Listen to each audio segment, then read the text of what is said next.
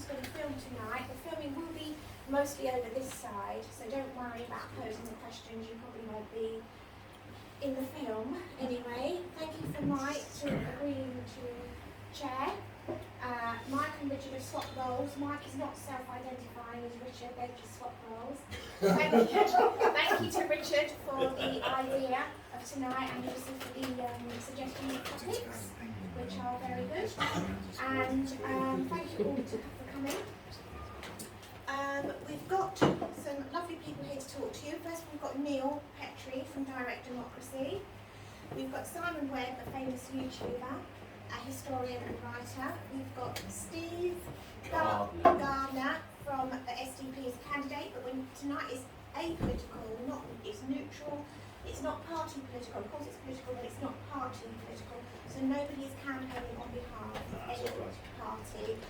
We have Steve Chilcott, who stood for election in the South, will be for reform. And Mike Farish, our lovely ex-UKIP chairman from Lewisham and Greenwich. He's studied history at university, was a journalist, is a journalist for the past 30 years, was a staunch Labour supporter in his youth. Staunch. That's when Labour was a good party. Yeah. Steve Gardner is from the SDP. He's 5 years in the army. He is a centrist and joined the SDP 3 years ago. Has run for local elections in Hillingdon, and is a local Boris Johnson. Poor thing.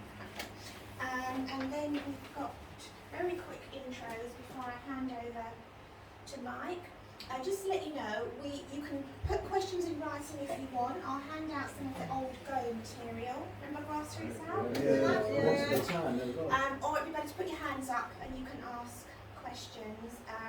We'll be strictly controlled by Mike because we have to move fast.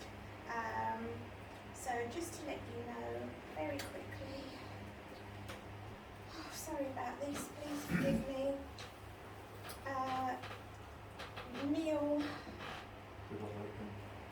committed activist, working to improve democracy, for nearly half a century, spends most of his time campaigning, he's come away from Brighton to speak to us, but he works in security, did work in security, went to Sandhurst, and is very glad that he worked as a salesman, because that's very good, useful for politics, I know.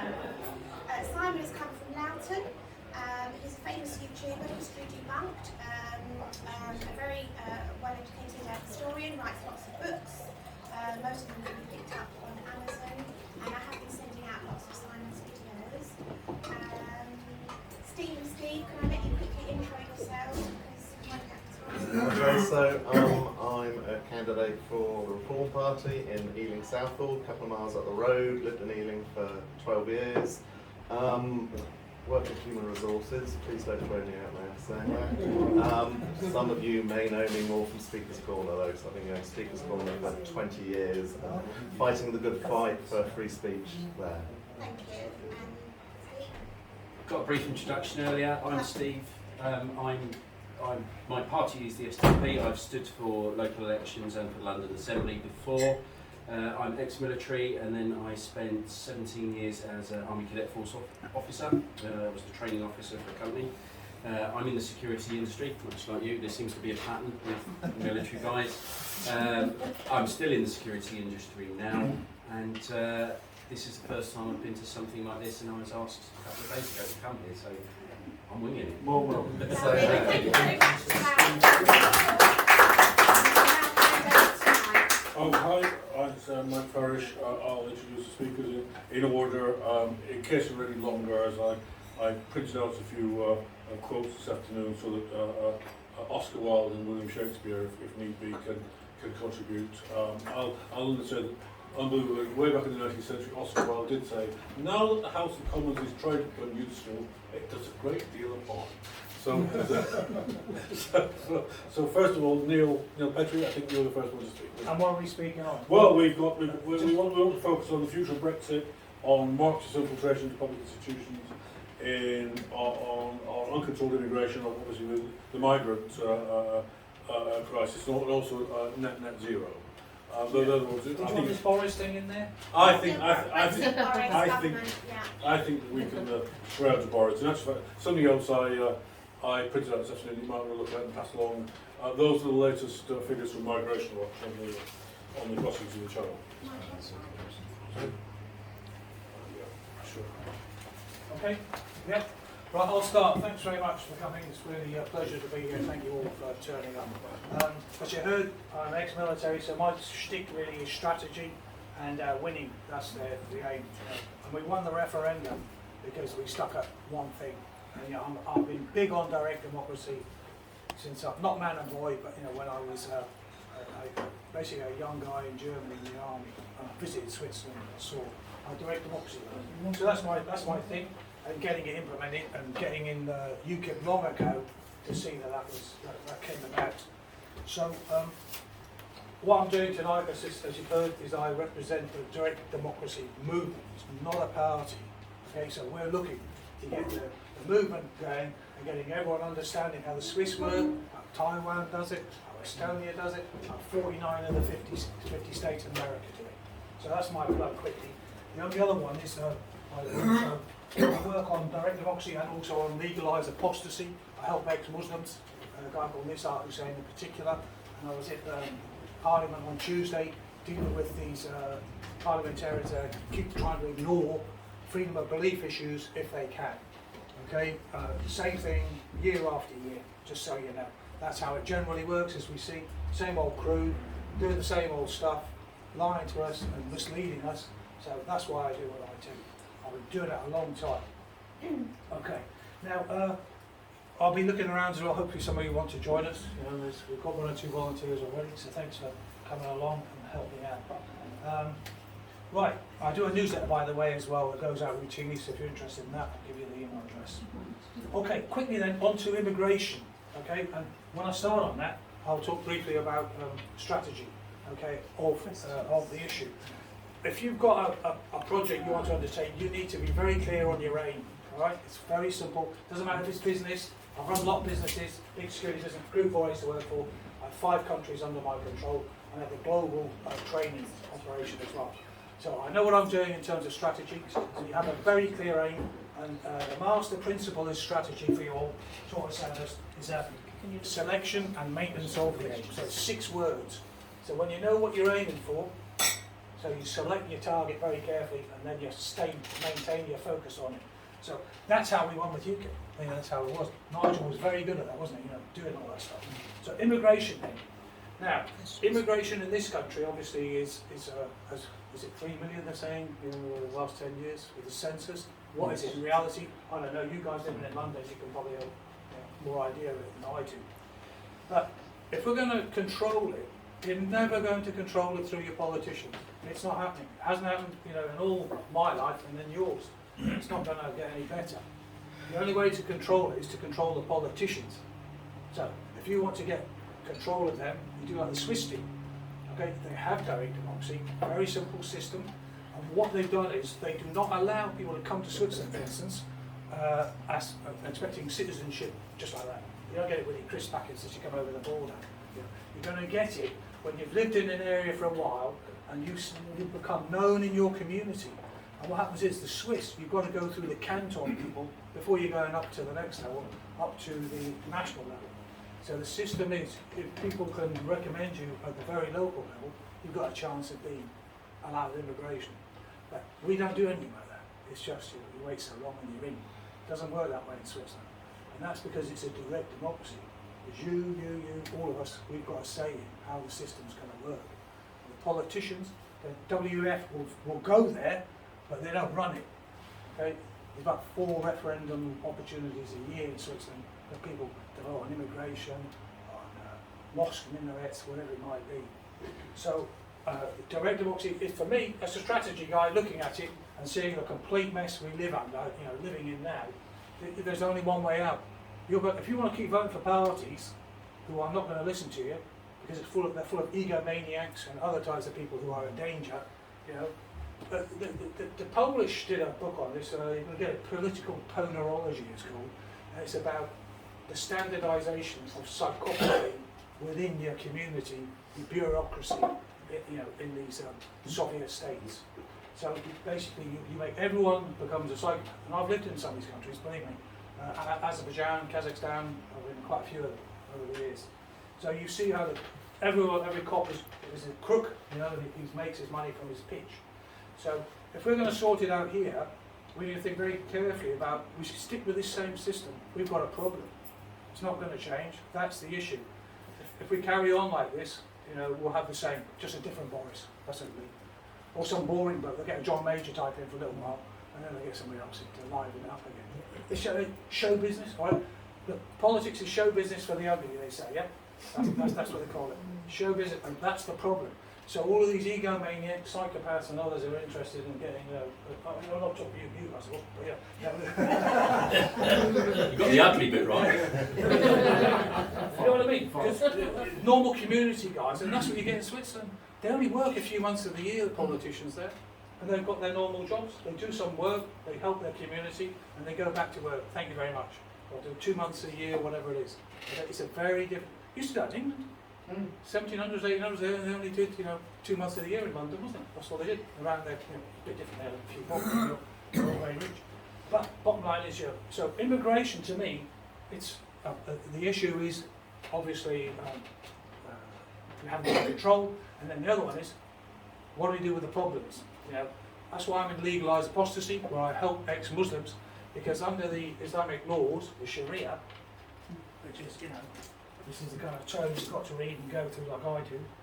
They'll tell you how every single Muslim who leaves is under a death sentence. And it doesn't matter which law code it is.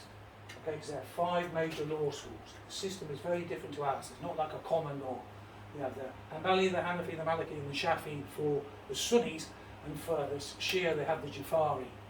And then they've got 3 small ones for the Shia. But the Shia are only about 10% of the population. 90% of Muslims are Sunni. So, and all of these codes agree that you'll kill ex-Muslims. They leave the religion because it's a hudud crime. A hudud crime means that punishment was stated either in the Quran or by Muhammad. And when Muhammad said, if a man leaves, changes his religion, then kill him. So this is why people like Nissa Hussain, my good friend here, and many others now live in hiding in remoter parts of this country.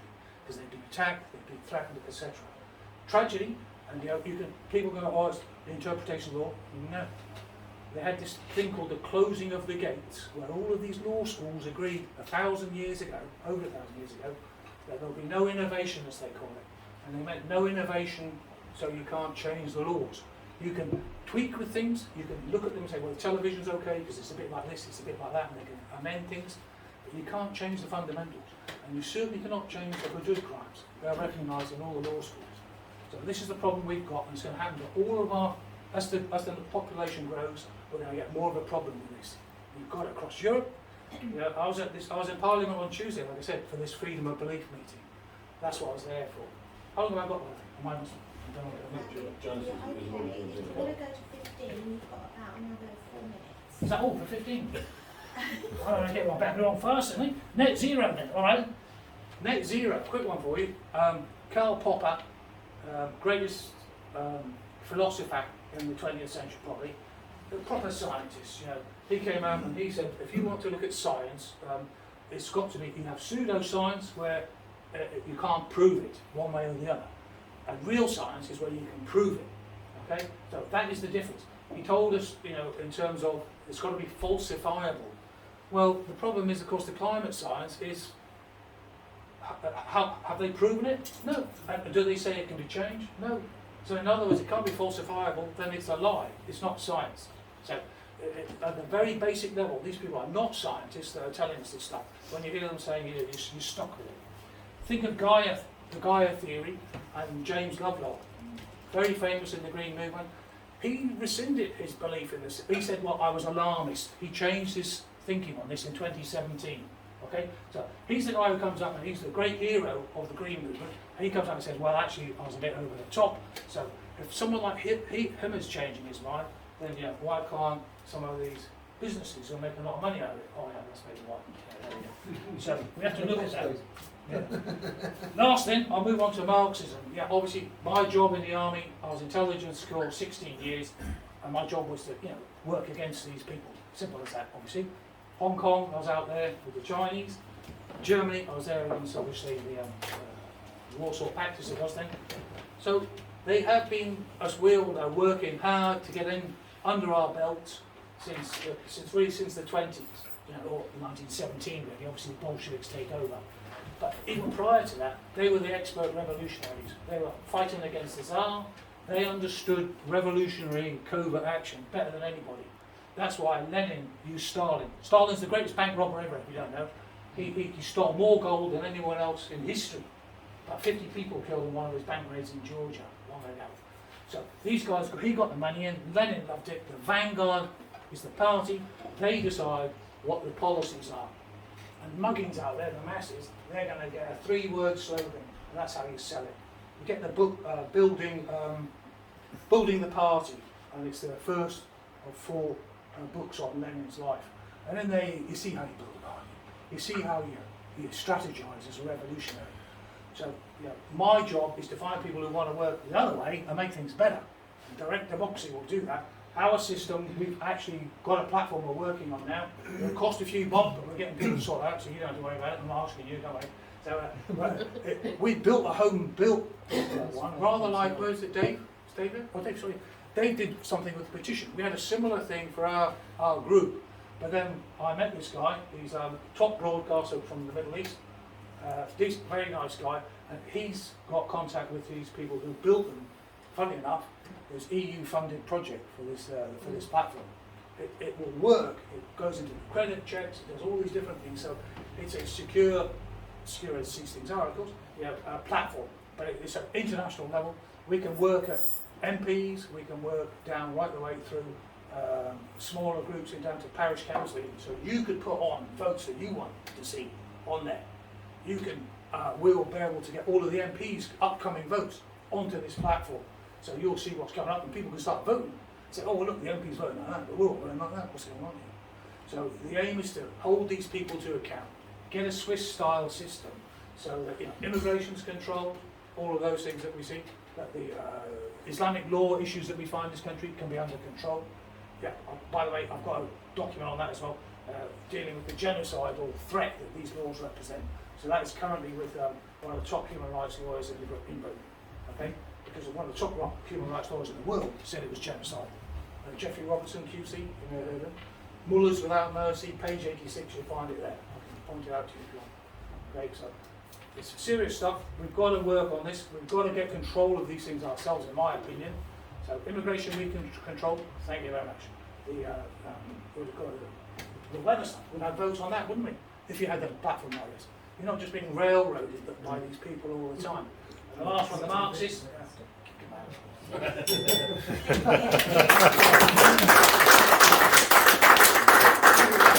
Send him to Venezuela. Send him to Venezuela. Right, thank you. What, did we have a volunteer for who second? You were second. Okay, Steve. So thank you again for inviting me. I only had a call 2 or 3 days ago. So yeah, so happy to be here. And I've known about this group years ago because I think it's really good, and I'd like to come along earlier.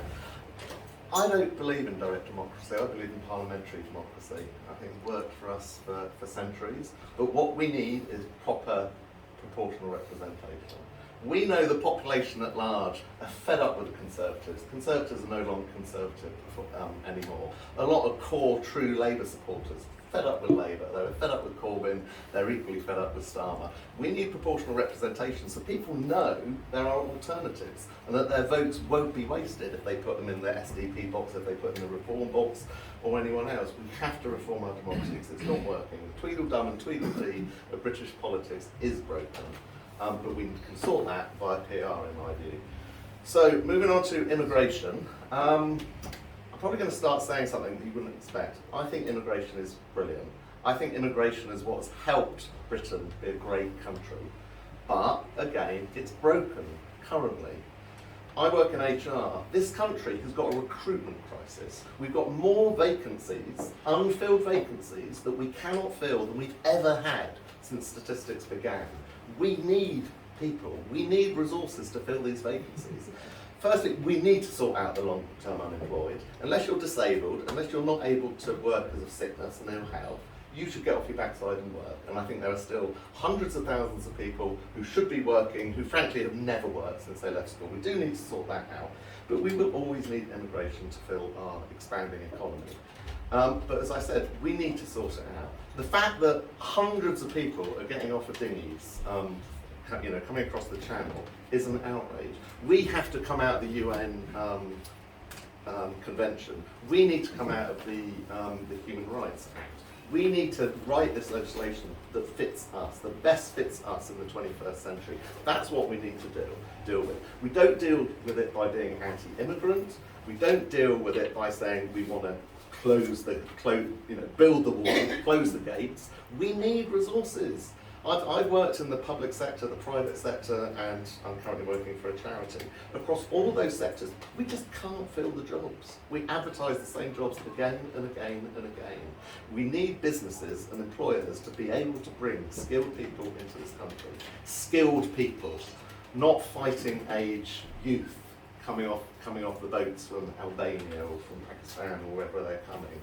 I did a tiny little bit of preparation for this. India and Pakistan are not signatories to the United Nations Act on Immigration. If they're not, why are we? Why do we feel we have to legally accept these people travelling across Europe, whether it's from North Africa, whether it's from the Middle East? We should not have to accept them. We need to sort that out. But let's not do it by being anti-immigrant, in my view. So, what shall I cover next? Boris. That's the one. He was a joke, wasn't he? He was a clown. He was not good for Britain. He was good for Ukraine, which I wouldn't necessarily criticise, but I honestly believe Boris was a joke. He was an embarrassment. He got us out of Brexit. That's one achievement that I'm sure all of us in the room are pleased that it happened. In a way, but with big problems. That should have been done a lot better. But he did kind of half achieve it. But he was a joke, and I'm glad he's out. What I don't like is the way the media are jumping on it all, and they're just enjoying it. And it's the typical, the Marxist BBC, Channel 4, etc. They're just reveling it. They're showing their true lack of independence. But I'm personally glad he's out. Let's hope there might be a better replacement. We can only hope. It might be even worse. But he is a joke. And what other subjects have I not covered? Net zero. Net zero. Net stupid, I would say. None of us voted for it. It was not in the Conservative manifesto. The Conservative Party have become the Green Party. Their supporters, the country, did not go for it. I do not personally believe carbon dioxide is an issue that we should be worrying about. I again think there are environmental problems that we need to worry about, but it ain't global warming and it ain't CO2. It's things like land management, it's things like biodiversity, it's things like water use. If you look at water availability across this planet, that to me is much more concerning than this alleged CO2 production that's allegedly putting the temperatures up. I just don't go for that. And I think whoever's in power, the government needs to sort out our energy policy. Nuclear clearly should be a big option. Tidal power should be a big option. We're an island. I don't have a problem with wind farms. I think that's good. But the thing is, obviously, with tidal and wind and things like that, it doesn't blow all the time. The solar panel, the sun is not shining all the time, which is why we need a base of nuclear power. We're sitting on billions of pounds worth of shale. We need to utilise that shale. We're completely ignoring it at the moment because a few, dare I say, middle-class NIMBYs who don't want it in their backyard. But we are sitting on an absolute load of power source. America are doing it. Look at America. Look at their cost of fuel. I think, and actually just going back, what people are worrying about today is the cost of living. They're not worried about global warming. I don't even think they're worried about immigration when it comes to the cost of living. That is the big crisis today. It's hitting everyone. People that live, and huge proportions of society live month by month, week by week, watching the pennies. If their fuel bills are going up, if their fuel bills are doubling, now in the summer, that's bad enough. What do you think is going to happen in the winter when we all rely on fuel so much more? The cost of living, in my view, is the biggest thing that we need to worry about. It's the biggest thing that the voting public are going to worry about, and I think those of us that are involved in politics, if we don't concentrate on that and address that, we're not going to get anywhere. But I think I've probably said one or two things that a lot of you don't agree with by some of the faces, so I look forward to your questions later. Okay. Oh yes, I do actually. So as I said, I've worked across all sectors. This problem, cultural Marxism, wokeism, in the workplace in particular, that's what I'll focus on. It happened in the public sector. It's everywhere now. It's across corporations where they're going for these EDI policies, for their trans policies. It is a poison. And I think now that it's spread to the corporate sector, that is because it starts in education. People that are now in middle management, senior management jobs in the corporate sector had their brains addled, they had their brains polluted as part of their education. It was just livid in their university education, throughout their schooling. That's now coming through to the workplace, which is why it's now everywhere. You know, you saw we just come out of Pride Month, you know, Sainsbury's, you name it, all these businesses who are harping on and on about this absolute nonsense. And it's poisoning everywhere. And honestly, I don't know how we deal with that, because it's so all-encompassing and all across everywhere. And as I say, I work in HR, we can be the worst bloody culprits of pushing this politics down, quite frankly. And it's always a personal struggle for me to resist it, thinking, oh God, is that moment going to come? So I'm a bit quite pessimistic on that one, I have to say, because I can't see what's going to turn the tide of this poison in our society. You know, my son's 14 at school, and again, in fact, that's my small hope, because I know him and his small group of friends, they are pushing back on it. You know, that the subject of their jokes, that they're taking the mickey, is taking the mickey, particularly with the girls, because the girls seem to be more woke than the boys, certainly like in my son's school. And it's gone so stupid that I'm hopeful that younger generation are actually going to start pushing back. But if that doesn't happen, I am quite pessimistic, as I said. So, there you go. Okay, thank you.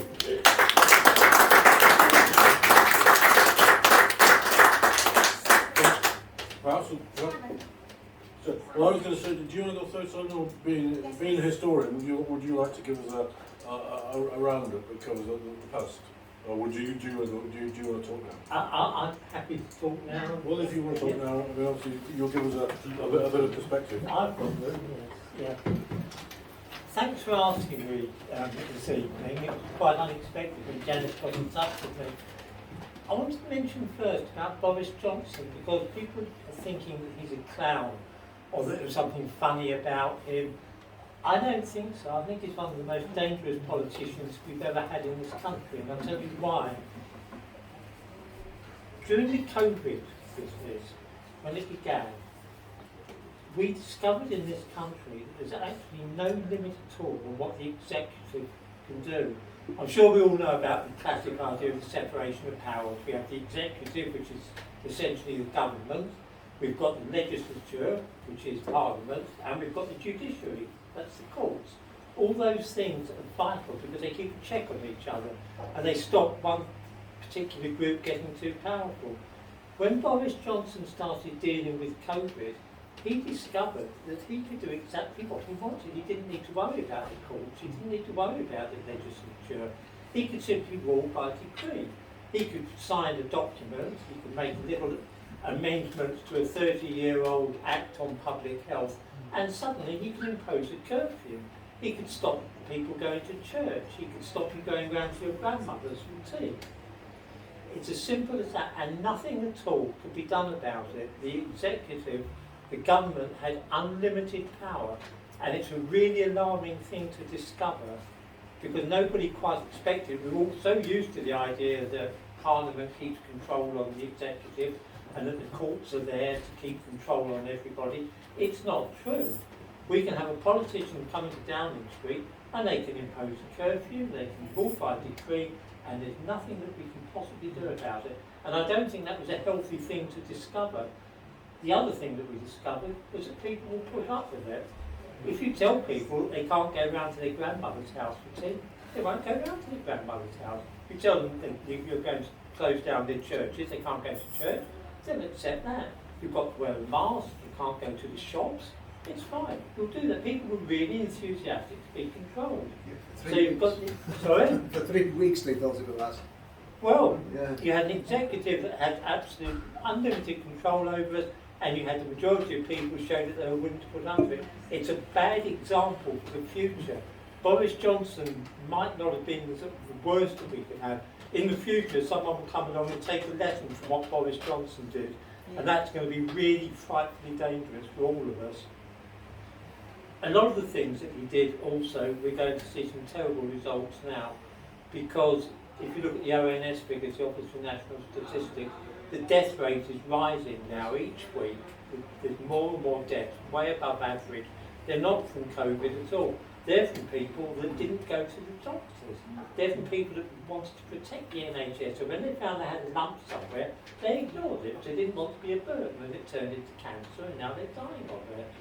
So that's a disaster, and that's actually starting to accelerate now.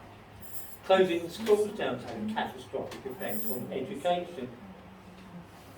Children reaching the expected level in writing now. In 2019, 79% of them were reaching the expected level. Now it's down to 68%. A third of the children in primary school aren't reaching the expected level in English. That's going to be a catastrophe for the future for them as well. So for those reasons, I think Boris Johnson was a little bit more of a serious problem than perhaps some of us think. Moving on to immigration, people don't speak the truth about immigration. I'm sure we all know that. So for example, when we see the NHS collapsing and the blame is laid on COVID, there's something in that, but there's an even more serious problem, which is that, say, between 2018 and 2019, there were 750,000 new people registering with GPs. Now, there's two possibilities. Either there's 750,000 people living in this country who didn't realise they were entitled to use GP, and I find that unlikely. Or there are 750,000 new immigrants signing up with GPs. It's not possible to do that. It's as simple as that.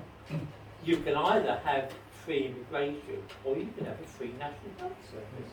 You can't have both, simply for this reason. I'm fairly healthy, thank God, and I've been paying national insurance contributions for 50 years. I've hardly taken it in the insurance system. I haven't needed to. But my contributions have gone to pay for people that have got health problems. If you have millions of people coming here and straight away they're using that national health service without having paid in, it's not going to work. You're not going to be able to afford it. The average GP in 2015 had 7,000 people on his list. Now it's 9,500. So every time people here find that they're having trouble getting to see the GP, there's no point blaming COVID. That might be part of it. The real reason is that the GPs have got more and more people they've got to deal with.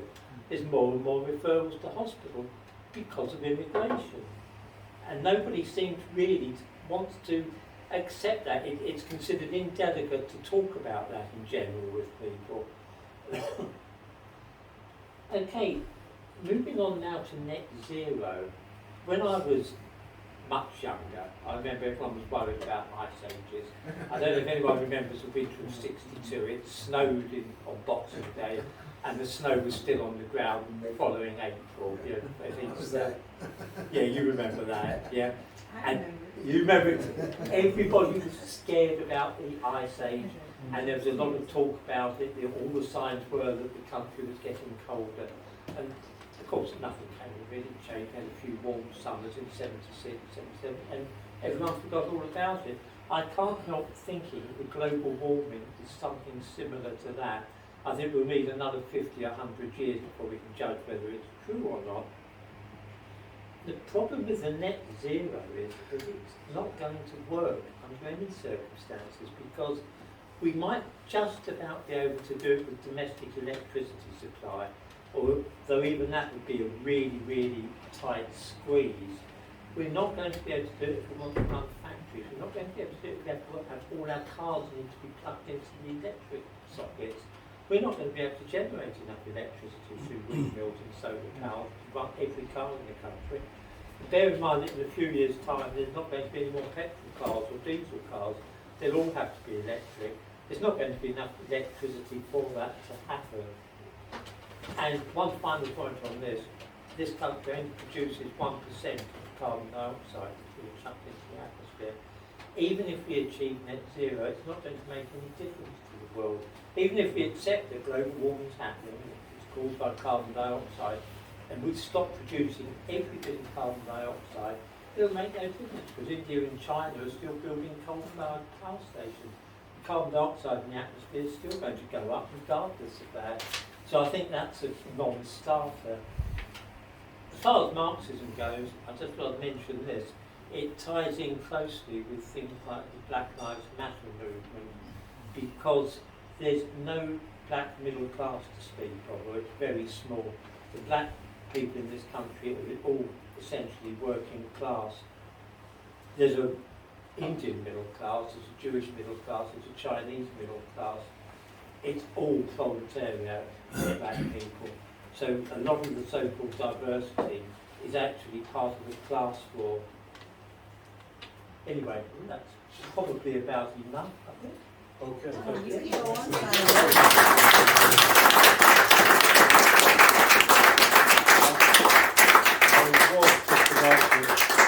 I was just about to say something. You did forget about all those middle class black people in the television adverts. Yeah. And a lot of them shop at Lidl. Indeed, yes. You're going to finish off. I'll finish off. Now, I've just consulted my notes because that is literally what I've got. So you'll have Very to. white. You'll have to. Can you say that? Of course you can. Right, okay. So firstly, I'd just like to start off by saying thank you very much. I found out a couple of days ago to come here. This isn't a political thing or anything like that, in the sense that I'm not preaching to you guys, but I think it's fair that you should know why I got into politics. Because I loathe politicians. It's as simple as that. I actually can't stand them. And my family and friends talked me into going in because I believe that politicians are the servants of the people. It is not the other way round. And I personally would be so thrilled to have been elected to speak for the people. I couldn't think of a better job in the world than having these people having faith in you to do what they have asked you to do. Unfortunately, that's not the case. So I've always liked to be an underdog, and it's like entering an arse-kicking contest with a porcupine. I'm up against it. But I'm determined. And I'm determined not just for myself, but for my kids. Anyway, let's move on to immigration. Now, immigration is a very, very interesting subject, because as soon as you mention the in immigration, big red R comes over your head, because people instantly are going to say, you're racist. Okay. Oh. And that's what they're saying. But that's not the fact. That's not the fact at all. As has been touched on by the other eloquent speakers here, our infrastructure can only cope for so much. Our healthcare can only cope for so much. Our buses, our trains, our motorways, everything, our schools can only cope with so much. If we let people in through the border, unquestioned, not checked, it's just putting a strain. And this is why elderly people aren't getting what they need. The young aren't getting what they need. The people in middle age aren't getting what they need. From all walks of life. It's not just with the NHS, it's with everything. It's because we have too many people coming in. That's not racist, because charity begins at home. We start with everyone that's here, and then from there we move out. We cannot have this. You can look at places like, for example, Saudi Arabia, any of the Middle East states, which I've been to, and I'm sure that you've been to. Saudi Arabia, for example, has disused camps from the oils that can put thousands and thousands and thousands of people in. Not one has been used. Not one. Okay? So what does that tell you? That everybody comes over here. What we need to do, we need to reduce the immigration, and as you said, skilled people coming in, like they do in countries like Canada, Australia, New Zealand, America. What are you going to bring to us? What are we going to benefit from you? That's how we control that. We reduce it to 50,000 a year. We've got to stop the illegal immigration. We cannot go on holiday without producing a passport. So what gives the right to people to jump onto boats, and we've all seen the people on the boats, and being a military man, and I'm sure you'll back me up on this, a lot of those guys completely healthy. Not many females, not many kids. It's very, very rare. We need to look to our own to build ourselves up, because a society is judged by how you treat its most vulnerable. And at the moment, we're treating our most vulnerable like a complete dog dirt. And yet, we are treating people that have come in as if they were royalty. Now, obviously, I am a fan of immigration. My mum is Anglo-Indian, believe it or not. You know, I have Polish people in my family and everything, and I think it's a great thing. But we must control it. Moving on from immigration, going on to net zero. It's the great myth about the car. We know this. We're intelligent people. We can read. We can research. We're looking in the wrong place.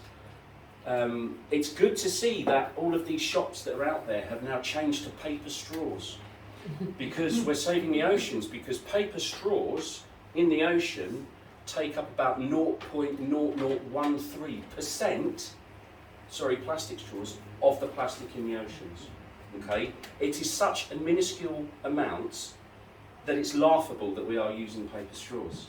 What takes up over 55% of plastic pollution in our oceans are fishing nets. Over 55% is fishing nets. Now, I'm not a scientist, but I've done the research and stuff like that. Our oceans take out more carbon dioxide from the atmosphere than the trees. Now, I love trees, I love the outdoors, I love the seas, okay? If we lose what we have in our ocean, it's quite possible we lose life entire. Okay, so we're looking in the wrong place. Making a zone, a 20-mile-an-hour zone for your cars isn't doing anything for the good of the pollution of people's lungs. In fact, it's making it worse, because a car is not running how it should. It's kicking out more crap, we know that. Making areas no-go zones for cars is just creating pollution in other areas. Our illustrious Sadiq Khan has clearly not thought about things like ULEZ and this, that and the other. Essentially what he's doing is putting self-employed people out of jobs, because they are not going to be able to afford, those that are on the tools, to get from A to B, because they've got to pay this outer ULEZ thing, then they've got to pay the congestion charge. It makes going to do a free quote laughable. Suddenly we're going to see it's £30 a quote. Well, that's how much it's costing me to get to you. You know, it's ridiculous. We are looking in the wrong places. Yeah, of course we have a congestion problem. Of course we've got a problem with cars that are kicking out pollution, stuff like that. But going electric isn't the right way. Because what happens if suddenly we're all electric and the M6 toll road's closed and we're all on the M6? I'll tell you what's going to happen. There's going to be a lot of cars there that need towing by the AA, with their electric vans, which hopefully have the power to do it. Look at hybrid, like the Toyota Yaris. It's not a bad idea. Maybe adjust it, the speed, so you know the petrol kicks in at 35 miles an hour, 40 miles an hour. You know, but around London you don't really need to go over 30, but you're going to have to hoof it to charge up the batteries. That's what I'm going to say about net zero, unfortunately. I think it's a massive sleight of hand in that sense, and we're going for the wrong things again. Marxism, well, the Duke of Wellington once said, never reinforce failure. That's Marxism. Communism, socialism, they haven't quite found the right one yet. 200 million people died as a direct result of that Marxism, and they still haven't got it right yet. Maybe when they get to 300 million dead, they've got it right. Because you look at Pol Pot, for example, although Cambodia was a small country, was responsible for a quarter of his country's dead. A quarter. Could you imagine that? That's plague proportions. In the 1970s, because of Marx and Engels. And if you look at Marx and Engels, they weren't perfect. They were homophobic, they were racist, they were off their trolley. The only good thing that Marx had going for him is that he had a very strong beard going. And if you like beards, his was a good beard. Huh? You should have been a Muslim. Could well have been Muslim, yeah. So when you go into that and you study it, how can it? It cannot ever be everyone is equal. Of course you're not equal. We saw this with Russia, with the fact that you join the party, everyone's equal. As you said about Stalin, my God, Stalin, you look into his past, he was a thug. And was it true that, was it Lenin's last words? Beware Stalin. Yeah, Lenin, as he was like, beware Stalin. He knew what the guy was like. Uncle Joe. If you want to see a great film, Death of Stalin, by Armando Iannucci, it is hilarious without being hilarious, right? But it's got it on the head. The fear that guy held, well, it's happening now with Putin. Okay, Putin wants to go back to the days of the great CCCP, but it cannot. It's been proved in so many countries how bad Marxism and socialism is. And yet we still have now people getting offended by the Union Jack who march on our streets flying the hammer and sickle, which has been responsible for way more deaths than any other symbol in this world. Forget your Nazis, forget your Pol Pots, Pol Pot's part of it. But this is the danger. These people that aren't educated, that walk around with Che Guevara t-shirts because they're cool and to the left. Che Guevara, another notorious homophobe, another notorious racist, another notorious, if you're not white, I'm going to shoot you. Okay, it's down to ill education. And unfortunately, we are getting to the state with our wokeism, because we cannot discuss these things as reasonable human beings. It goes underground. And when something goes underground, it becomes extremely dangerous, because you're only hearing from that pool of people. And that pool of people are telling you what you want to hear. So you're going to start believing that. And unless we start learning the mistakes from the past, we're doomed to repeat them. Now, Hermann Goering once said, when asked, he said, how did the Nazis, how did we take over the country? How did we write the mandate? How did we get the people on our side? Not because we were Nazis, because we created an enemy. Because we made the people fearful of that enemy. Because we made the people do what we told them to say, because it was in their to do, it was in their best interests. That's how we took the country over, because they looked onto us as saviours. They looked onto us as the ones that were saying the right thing. With hindsight, we know that was completely wrong. Unfortunately, because we cannot speak our minds, we cannot turn around. No one here is interested in someone's colour, someone's religion, someone's creed. All they want to do is have money in their back pocket, get on with their neighbours, and lead a good life. And that's what I stand for. It's about, there's only one, when I put onto my ethnicity thing or pronouns thing, when I have to write down, I write one word, human. Because we're all human. Well, are you pregnant? Yes. And there is a slight risk you might be the dad. How? I don't know. A few more of them, you could possibly be. Anyway, that's me done. Thank you. Okay, thank you. That's our four speakers. I think the idea now is that we have a little break and then come back to questions.